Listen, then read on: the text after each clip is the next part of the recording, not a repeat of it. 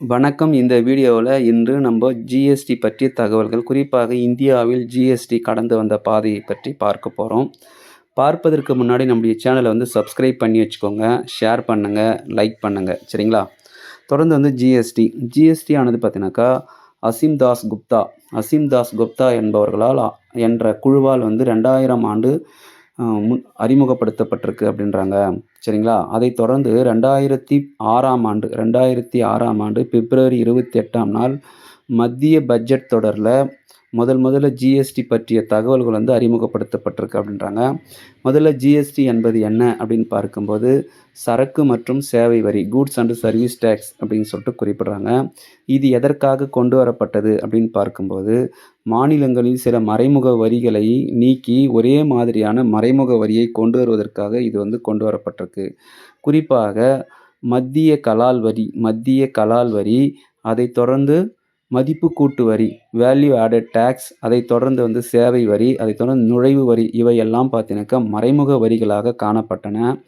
அந்த வரிகளை நீக்கி சரக்கு மற்றும் சேவை வரி என்ற அடிப்படையில் ஜிஎஸ்டி ஆனது நாடு முழுவதும் ஒரே மாதிரியான மறைமுக வரிமுறையை கொண்டு வருவதற்காகத்தான் இது கொண்டு வரப்பட்டிருக்கு அப்படின்னு சொல்லிட்டு குறிப்பிடுறாங்க. இதுதான் அதனுடைய நோக்கம் அப்படின்னு சொல்லிட்டும் குறிப்பிடுறாங்க. இந்த ஜிஎஸ்டி முறையானது குறிப்பாக 2006ஆம் ஆண்டு இந்திய பாராளுமன்றம் பட்ஜெட் தொடர் முன்மொழித்திருக்காங்க. அப்போது யார் நிதி அமைச்சர் அப்படின்னு பார்க்கும்போது சிதம்பரம் அவர்கள் நிதி அமைச்சராக இருந்திருக்கிறாரு. அதைத் தொடர்ந்து 2011ஆம் ஆண்டு பார்த்தீங்கன்னாக்கா பட்ஜெட் தொடரை இந்திய பாராளுமன்றத்தில் பார்க்கும்போது இதை அறிமுகப்படுத்தியிருக்கிறாங்க அப்படின்னு சொல்லிட்டு குறிப்பிட்டிருக்காங்க. அதைத் தொடர்ந்து 2016ஆம் ஆண்டு முதல்ல பார்த்தீங்கன்னாக்கா இது மசோதாவாக பார்த்தீங்கன்னாக்கா இந்திய பாராளுமன்றத்தில் கொண்டு செல்லப்பட்டிருக்கு அப்படின்றாங்க. அதன் அடிப்படையில் பார்க்கும்போது அது சட்டமாக இந்திய அரசியலமைப்பின் 101வது சட்டத்திருத்தத்தின்படி 2017 ஜூலை 1 முதல் 2017 ஜூலை நள்ளிரவு முதல் பார்த்தீங்கன்னாக்கா ஜிஎஸ்டி இந்தியாவில் நடைமுறைப்படுத்தப்பட்டது அப்படின்றாங்க. இதற்கான ஒப்புதலானது மாநில அரசுகளில் முதல்ல ஜிஎஸ்டி அறிமுகப்படுத்திய மாநிலம் அப்படின்னு பார்க்கும்போது அசாம் மாநிலத்தை குறிப்பிடுறாங்க. அசாம் மாநிலம் ஆகஸ்ட் 12, 2016ஆம் ஆண்டு முதல்ல ஜிஎஸ்டி அந்த சட்டமன்றத்தில் ஏற்றுக்கொண்டு அது அறிமுகப்படுத்தப்பட்டது அப்படின்னு சொல்லிட்டு குறிப்பிடுறாங்க. அதைத் தொடர்ந்து ஜூலை 1, 2017 இந்தியா முழுவதும் பார்த்தீங்கன்னாக்கா இந்த ஜிஎஸ்டி முறை அறிமுகப்படுத்தப்பட்டிருக்கு அப்படின்றாங்க.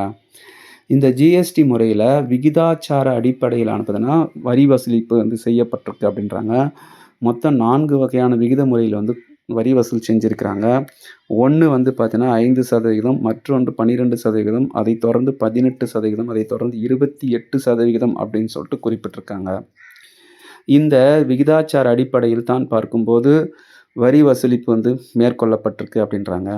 அதைத் தொடர்ந்து பார்க்கும்போது ஜிஎஸ்டி ஆனது பார்த்தீங்கன்னா குறிப்பாக மத்திய அரசு ஜிஎஸ்டி சிஜிஎஸ்டி அப்படின்னு சொல்லிட்டு சொல்கிறாங்க. மாநில அரசு ஜிஎஸ்டி எஸ்ஜிஎஸ்டி அப்படின்னு சொல்லிட்டு குறிப்பிட்றாங்க. ஒருங்கிணைந்த ஜிஎஸ்டி ஐஜிஎஸ்டி அப்படின்னு சொல்லிட்டு குறிப்பிட்றாங்க. இந்த முறைகளில் பார்க்கும்போது வரிகளானது விதிக்கப்பட்டு வசூலிக்கப்படுகிறது அப்படின்றாங்க. இவை குறிப்பாக ஒரே நாடு ஒரே வரிமுறை அப்படின்றத ஜிஎஸ்டி முறையானது கொண்டு வரப்பட்டிருக்கு அப்படின்னு சொல்லிட்டு குறிப்பிட்றாங்க. அதை தொடர்ந்து பார்க்கும்போது தற்போது 2025ஆம் ஆண்டு புரியுதுங்களா, 2025ஆம் ஆண்டு 2.0 அப்படின்றத அறிமுகப்படுத்தியிருக்கிறாங்க.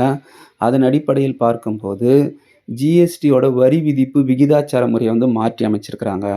குறிப்பாக பழைய முறையை நீக்கிட்டு இதில் 5%, 18% மற்றும் 40% அப்படின்னு சொல்லிட்டு ஜிஎஸ்டி அறிமுகப்படுத்தியிருக்கிறாங்க. அது 2025 செப்டம்பர் 22 முதல் நடைமுறைக்கு வந்திருக்கு அப்படின்றாங்க. குறிப்பாக ஜிஎஸ்டி இந்த விகிதாச்சார முறை அப்படின்னு பார்க்கும்போது அத்தியாவசிய பொருட்கள் மீது 0% அப்படின்னு சொல்லிட்டு குறிப்பிட்டிருக்காங்க. அதைத் தொடர்ந்து ஒரு சில பொருட்கள் மீது 5% என்றும், ஒரு சில பொருட்கள் 18% என்றும், அதைத் தொடர்ந்து ஒரு சில பொருட்கள் மீது 40% என ஜிஎஸ்டி வரி விதிப்பானது இப்போது நடைமுறைக்கு வந்திருக்கு அப்படின்றாங்க.